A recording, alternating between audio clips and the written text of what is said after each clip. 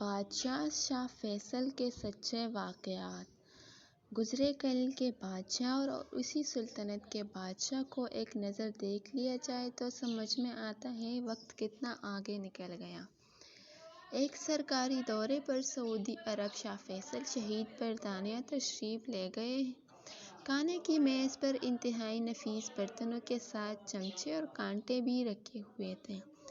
دعوت شروع ہوئی، سب لوگوں نے چمچے اور کانٹے استعمال کیے، لیکن شاہ فیصل نے سنت نبوی کے مطابق ہاتھ سے ہی کھانا کھایا۔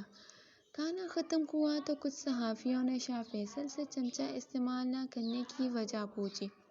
شاہ فیصل نے کہا، میں اس چیز کا استعمال کیوں کروں جو آج میرے منہ میں ہے اور کل کسی منہ میں جائیں گے، اور ہاتھ کی انگلیاں تو میری اپنی ہیں، یہ تو ہمیشہ میرے منہ میں ہی جائیں گی، اس لیے میں اپنے ہاتھ سے کھانے کو ترجیح دیتا ہوں۔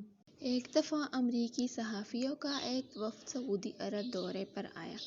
وہ وہاں ایک ہفتہ ٹھہرا۔ اس دوران وفد کے ارکان نے سعودی عرب میں امن و امان کی صورتحال کا بغور جائزہ لیا۔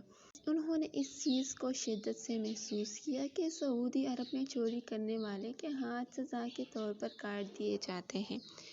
انہیں لگا یہ سزا سراسر زیادتی اور انسانی حقوق کے تقاضوں کے خلاف ہے۔ وفد کو یہ بھی معلوم ہوا کہ دوہرے جرائم میں مجرموں کو سرعام کوڑوں کی سزا دی جاتی ہے۔ امریکہ میں تو ایسی سزاؤں کا تصور بھی نہیں۔ وفد کی ملاقات شاہ فیصل سے بھی طے تھی۔ ملاقات کے وقت ایک صحافی نے شاہ فیصل سے ان سزاؤں کا ذکر کیا کہ اتنی سخت سزائیں آپ نے کیوں نافذ کر رکھی ہیں، یہ تو سراسر انسانی حقوق کے خلاف ہے۔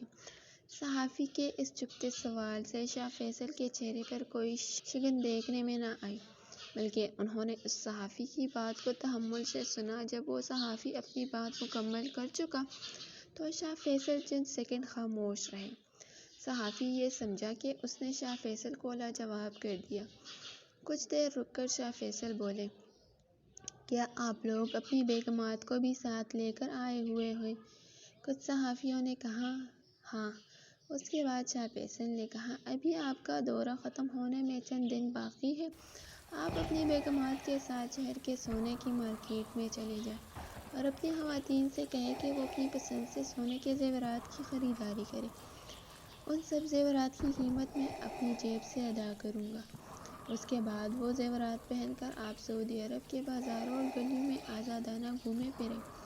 ان زیورات کی طرف کوئی میلی آنکھ سے بھی دیکھ نہیں پائے گا۔ 2 دن کے بعد آپ کی امریکہ واپسی ہوگی۔ کیا وہ زیورات پہنے ہوئے آپ اور آپ کی خواتین بلا خوف و خطر اپنے اپنے گھروں کو پہنچ جائیں گے؟ جب شاہ فیصل نے صحافیوں سے یہ پوچھا تو سارے صحافی ایک دوسرے کا ہونکوں کی طرح منہ تکنے لگے۔ شاہ فیصل نے دوبارہ پوچھا تو چند صحافیوں نے کہا، بلا خوف و خطر ایئرپورٹ سے نکل کر گھر پہنچنا تو درکنار ہم ایئرپورٹ سے باہر قدم بھی نہیں رکھ سکتے۔ شاہ فیصل نے جواب دیا، سعودی عرب میں اتنی سخت سزاؤں کا نفاذ ہی آپ کی پریشانی کا جواب ہے۔ آپ نے اپنے سوال کا جواب خود ہی دے دیا۔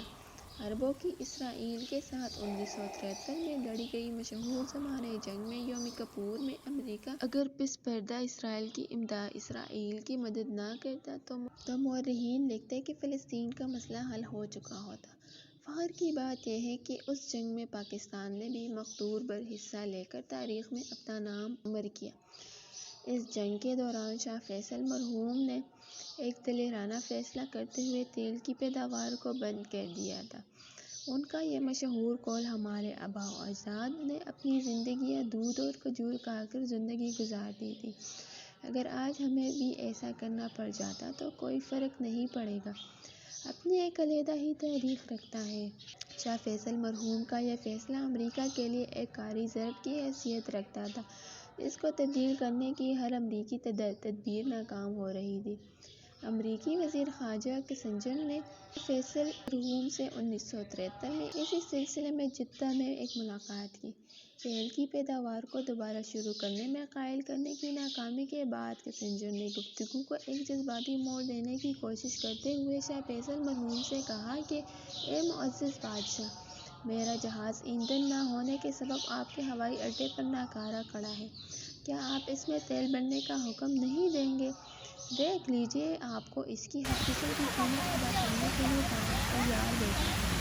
جب حد لگتا ہے تو میں اس بات سے بہت خوش ہوں۔ محمود کے چہرے پر کسی قسم کی کوئی مسکراہٹ نہ تھی، سوائے اس کے کہ انہوں نے اپنا جذبات سے عاری چہرہ اٹھا کر میری طرف دیکھا اور کہا، میں ایک عمر رسیدہ ضعیف آدمی ہوں۔ میری ایک خواہش ہے کہ میرے مرنے سے پہلے مسجد اقصیٰ میں نماز کی 2 رکعتیں پڑھ لو۔ میری اس خواہش کو پورا کرنے میں تم میری مدد کر سکتے ہو۔